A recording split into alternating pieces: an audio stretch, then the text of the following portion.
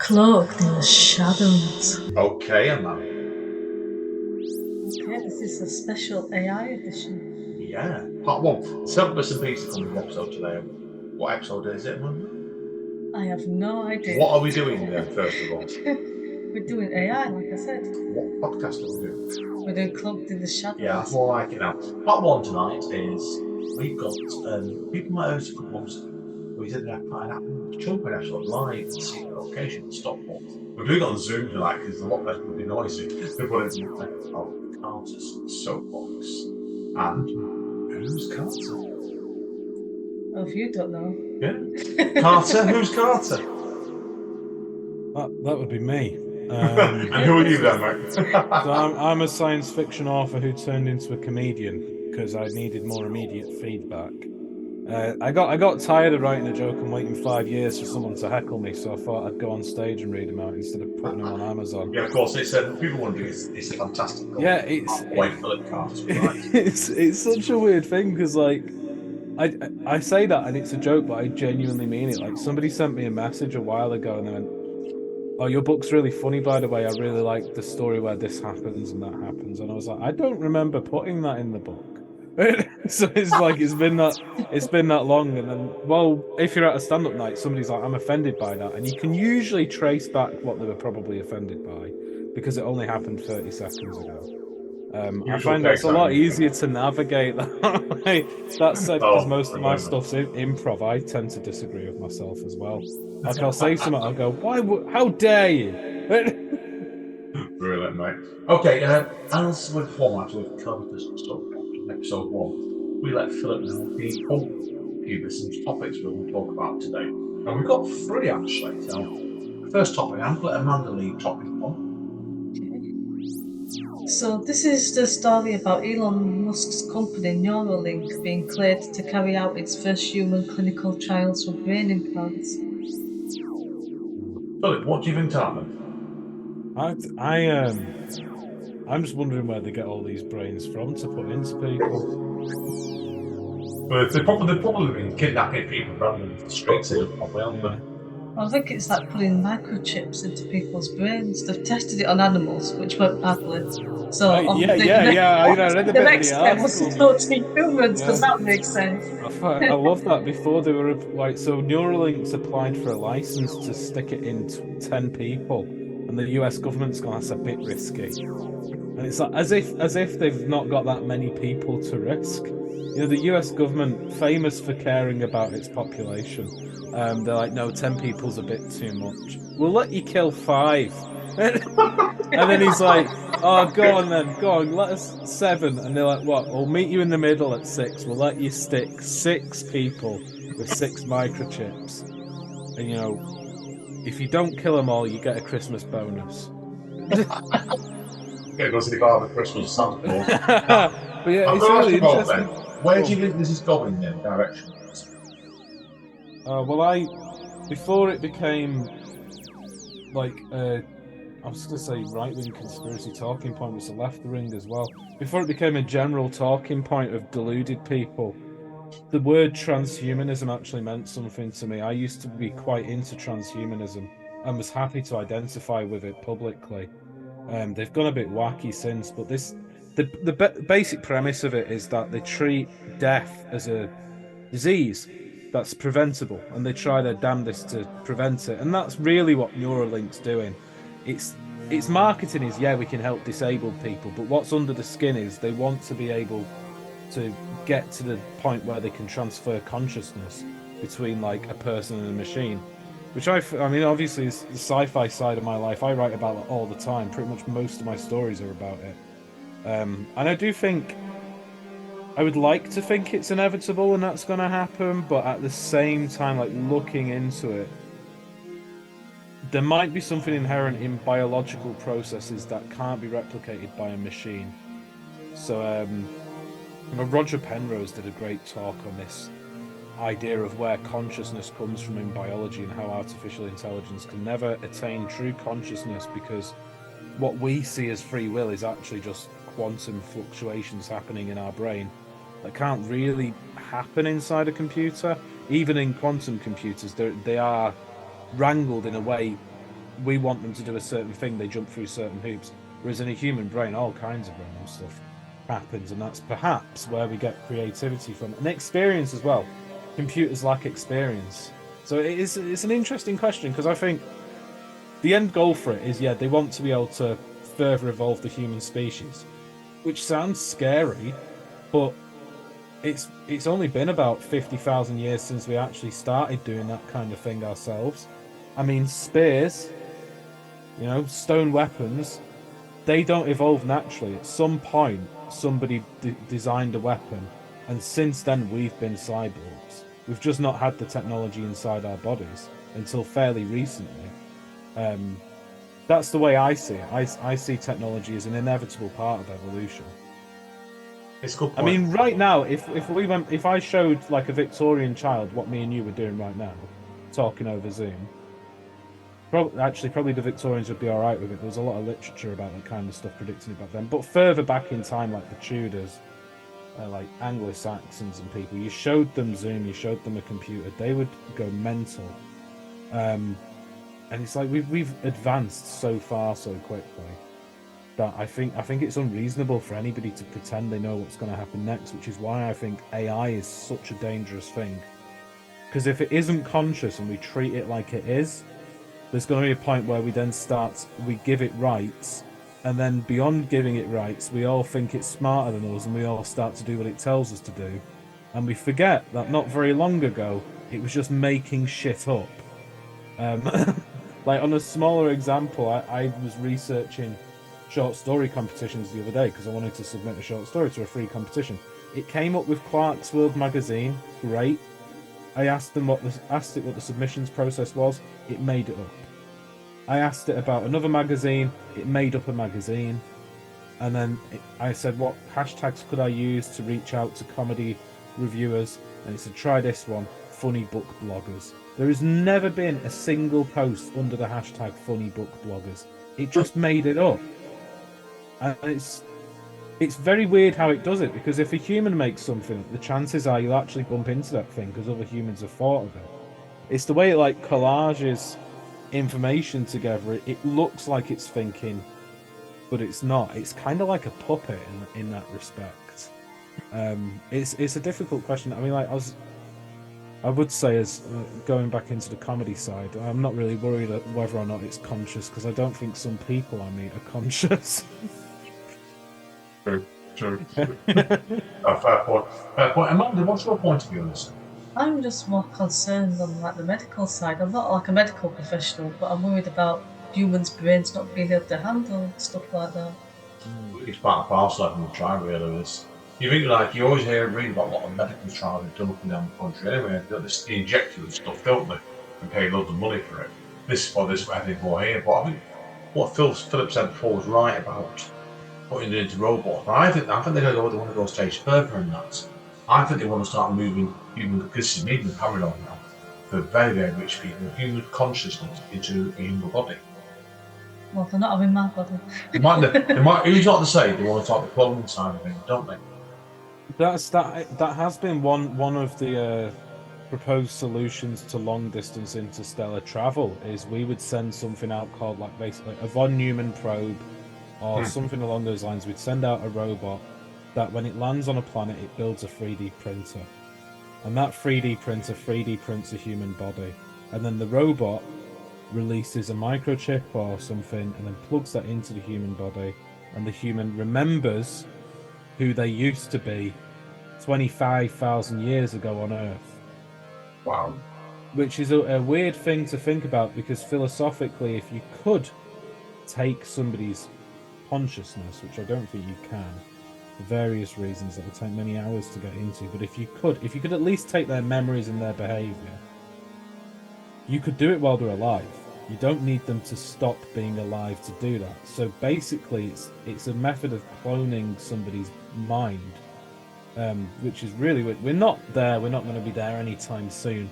But it's interesting to think about the implications, and that's a lot of progress. I think should be done in that way. We kind of think further towards the more outlandish implications and kind of work backwards from that. What could the exosuit do for us now? More, what would the exosuit do to us next week if we piss it off? I think there'd probably be a better way for us to go with technology.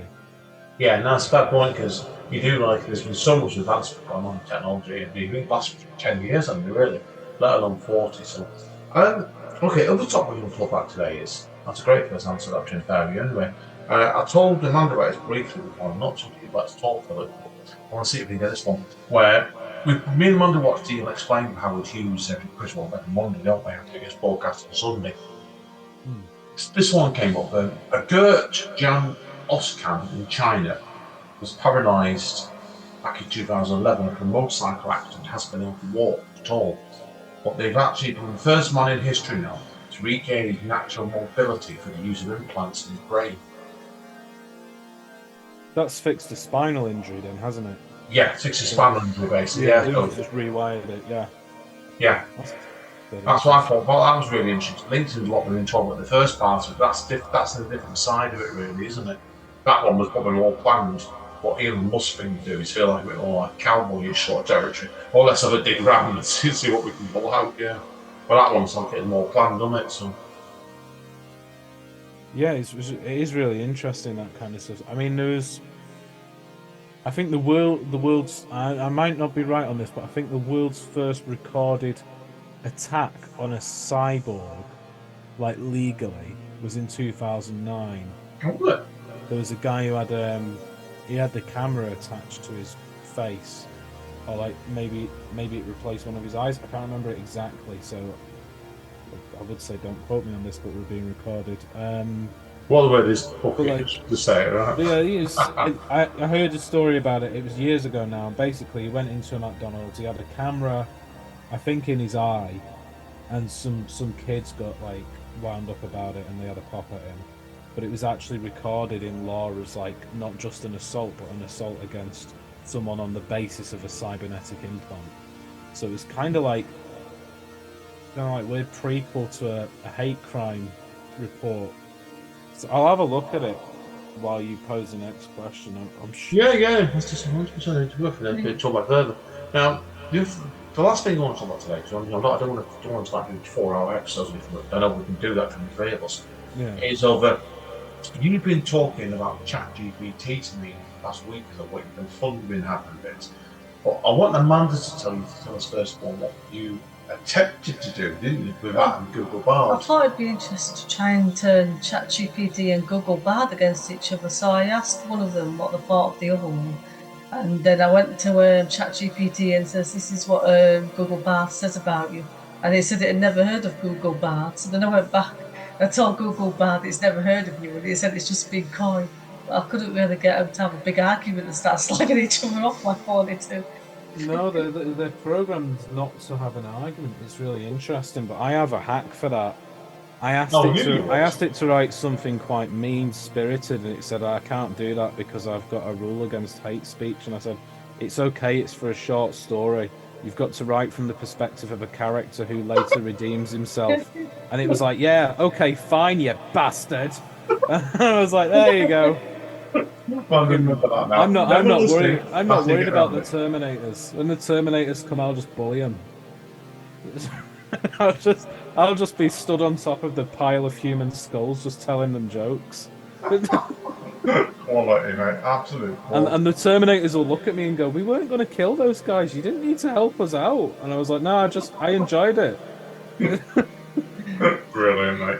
Brilliant. I've got a chance to look further on this back to what we saw before, please. Yeah.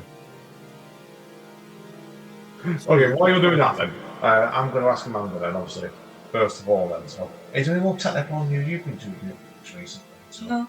What experience have you had with good ChatGPT recently? Have you had anything to report for you had fun with it? I had to do an unpaid test a while back for a writing job, which was like writing about OnlyFans accounts. So I was getting it to summarise some stuff because obviously I wasn't going to join like the pages and find out more about the people I had to write about. And it started crying, well, not literally crying, but it was almost like it was crying. And it kept like going into like red highlighted text and typing and then stopping and saying it wasn't allowed to do it and it broke protocols and stuff. Which one package was it with me? I had one where I was doing getting bios, wasn't I, and stuff. I think it was Google Bard actually. I don't know if you heard about this one. And I got it to ask him to do out the end, but I asked it who was Ambient, and he's bummed it. He got about half of it right, didn't he? Yeah. And then it started putting sample poems in that I wrote on it. But I never wrote those poems. Well, I asked it who Amanda Nicholson was, and it said it didn't know. And then I told it who it was, and it still didn't know. I directed it to the book that I edited for charity, and asked who wrote this book, and it came up with someone completely different. And I told it, I wrote the book. it wouldn't know because the book came out after its database was formed. Well, I was trying to teach it. Though. Yeah, you can't because, like I said, it's a fucking idiot. It's hopeless. That's why I do love that like CEOs of like copywriting companies in Hollywood are saying, "Oh yeah, we can replace our staff with robots," because that just goes to show how little they actually think of you. Yeah. Do you want to hear a bit of the bio Google Bard did for me on the 13th of May, Philip? Go on. Yeah, that was funny. I'll read it out to you. Okay, it goes. It's about 4 paragraphs long, and I'll even read a bit of the bloody awful poem. Yeah, the made-up bit is the best. Yeah. Okay. This is what it's got. It's half accurate. Andy N is a poet from Manchester, England. He has published several collections of poetry into Return to Kemptown 2010, A Means to an End 2012, which is not a book, and The Streets Are All We Can See 2014, which came out 2020. His poetry is often characterised by the use of everyday language, humour, and social commentary. N's poetry, this is the best bit. N's poetry has been praised by critics for his raw energy and his honesty. He has been compared to other poets such as Tony Harrison and John Cooper Clarke. N is a popular performer of his own poetry and toured extensively throughout the UK. And he is the lead singer and guitarist of the band. The Streets Are All We Could See, and has directed several short films. N is a passionate advocate of social justice, and his poetry often reflects political. Yeah, right. I've seen you around. That's the pushing old people over. Gosh, don't tell anyone that. He is You'll have to go to Albient. Remember, I'm also a vocal critic of racism, sexism, and homophobia. Yeah. I'm a committed artist who uses his work to challenge the status quo and make a difference in the world. No, I don't. Hey, do you want to hear one of the poems you wrote about? I was just going to say that bio about social justice. You've not actually written that yourself, that bit, have you? No, I could tell it was bollocks, and not because you don't care about that sort of stuff, but because you do, to the point where it's evident. Whereas a lot of artists, here's a soapbox moment. A lot of poets these days go, "I really care about activism and all the people and like different types of people and that," and it's like, number one rule of writing is show don't tell. Like, so if you give a shit about a certain minority group or you give a shit about looking after people, it's a lot more convincing if you actually look after them than if you go on stage and say, "I really care about these people," which is like, a lot of it's performance. Now, obviously it's performance, but people take the performance aspect and they apply it to their own personalities as well, and it's like, whereas with you're always very obviously trying your best to make everybody's life better, so you don't need to walk around pretending about it. So it's interesting. That's what I want to say about the ChatGPT. Is the reason it's put that social justice message in is because it picks the most average thing it can possibly say, because it's a collage machine. It's not smart. So that came up, and I was interested by that because I've seen it so often in like magazines and books. And whenever like a guy's got a new poetry book out, he goes, "Oh, I'm an activist," and you ask him, like, what are you activisting right now? Are you an active activist? Are you activisting right now? Is the activist in the room with us? And they're like, "Oh yeah, I really care about stuff and things." And it's a sales technique, and it's really interesting that ChatGPT brought that up because, like, if you ask it to write a book review, every now and again it just calls stuff brave, and I'm like, yeah, clearly it's read enough of The Guardian then. Like, my book is my book isn't. If you want to describe my book accurately, I have to wait for ChatGPT to understand the concept of evil. After we finish this, I'll put your name into ChatGPT and let's find out what your bio gives you, okay? And you can tell me what next time you come on how accurate this one. Now, is there any place you want to come back to, Philip? You're looking checking something else out, weren't you? Oh, I was just fact checking myself because I don't like to talk bullshit unless I'm doing it on purpose. But I got the year wrong. It's Steve Mann, inventor, attacked at Paris McDonald's for wearing digital eyeglass in 2012. He has designed the iTap digital eyeglass.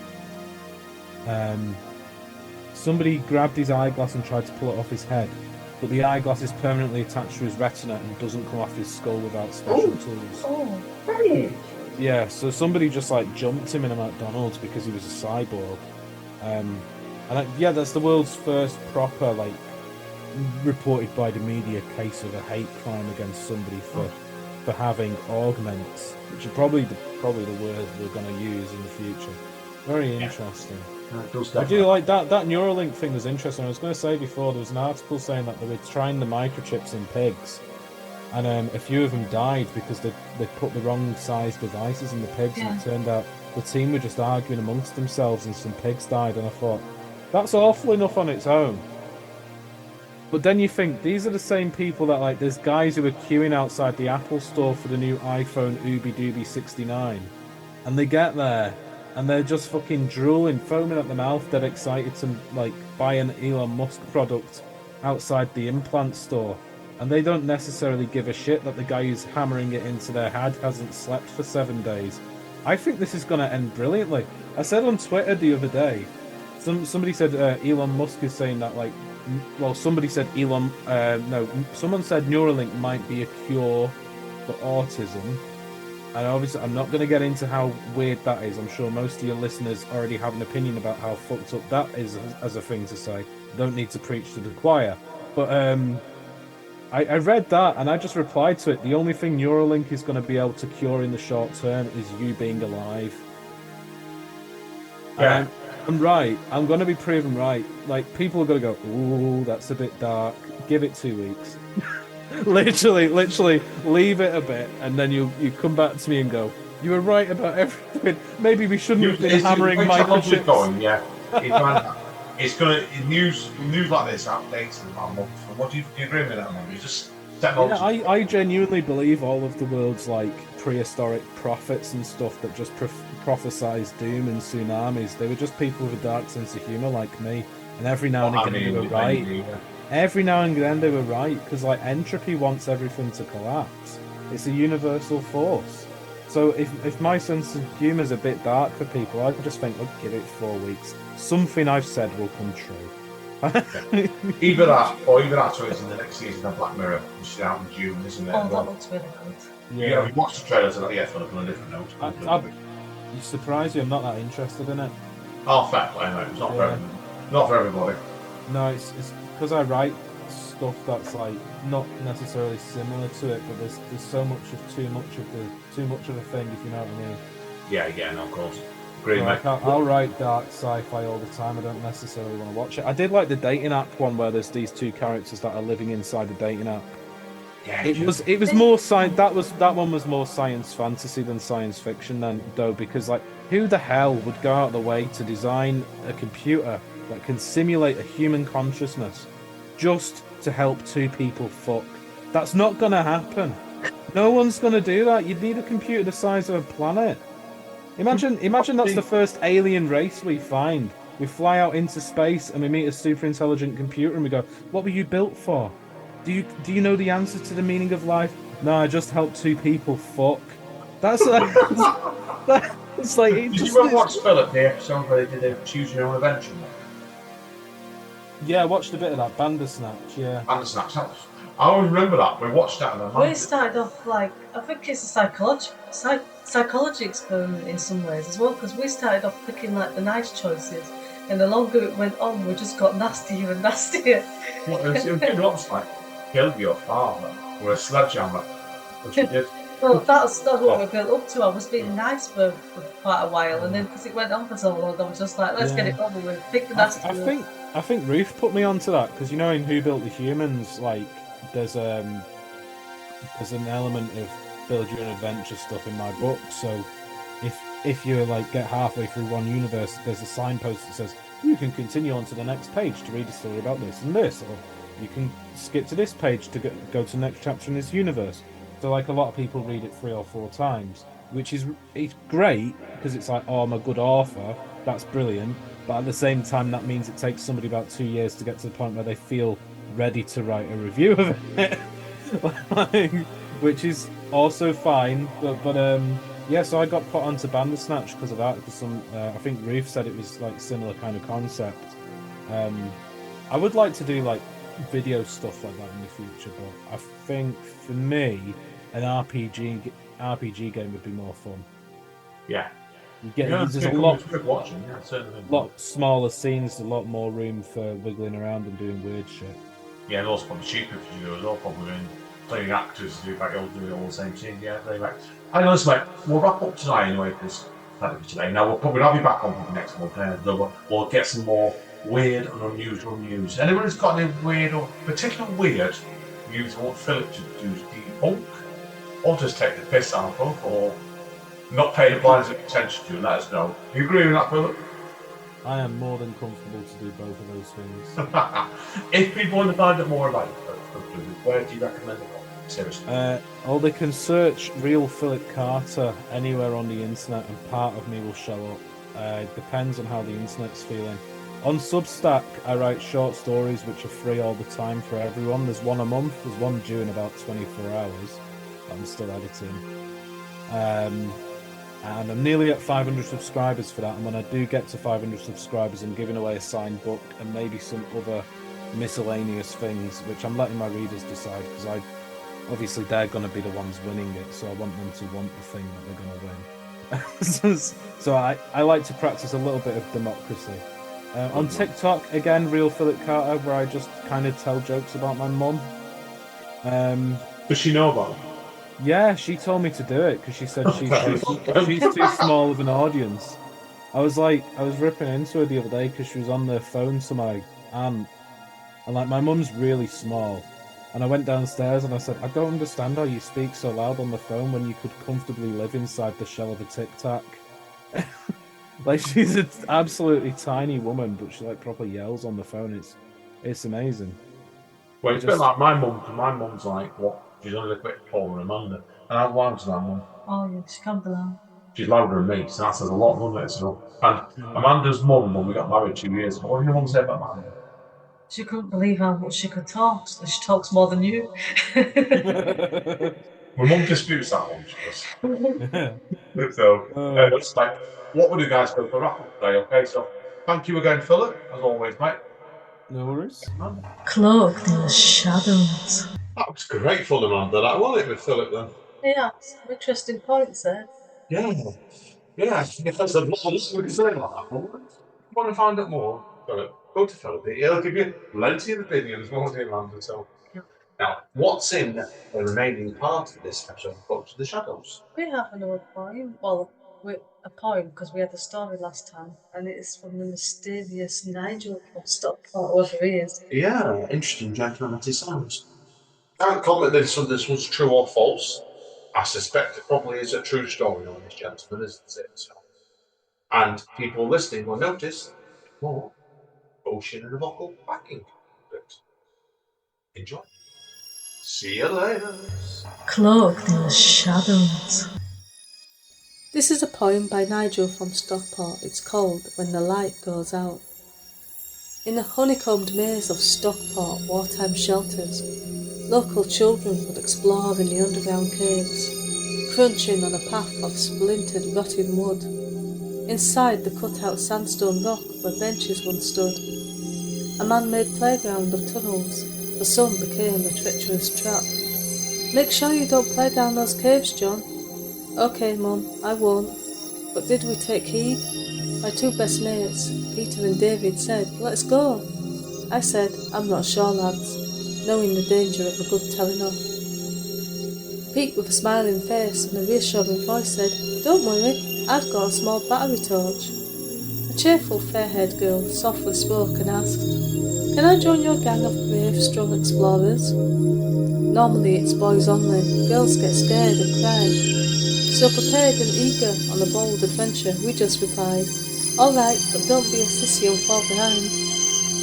discarded torn ration books of wandering ghosts, discoloured chemical toilets, scratches of broken hearts, dirty damp mattresses lying on rusty unsafe metal beds, old rubber gas masks and dented tin helmets. From the eerie caves a voice shouted, "Blackout!" Then the torch packed up. Pete and Dave stumbled into a solid rock obstacle. Trapped inside this warren of dark dungeons, without torchlight, anxiety grows. In a calm, quiet, steady tone we heard, "I know which way to go." Stunned and surprised, a girl was in charge. We followed her orders and got in a convoy behind. I hung on a jumper and would not let go. Out of the blackness we emerged like escaped prisoners. The earth crumbled away in the middle of a vegetable patch. We found ourselves in a back garden leading onto Hollywood Park. As we turned to thank our fearless leader, she had gone, her mission complete. To this day, not one of us ever saw her again.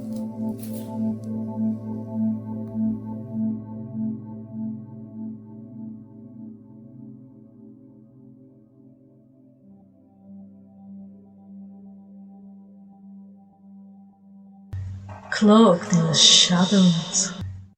Oh, Amanda. I believe that's a true story.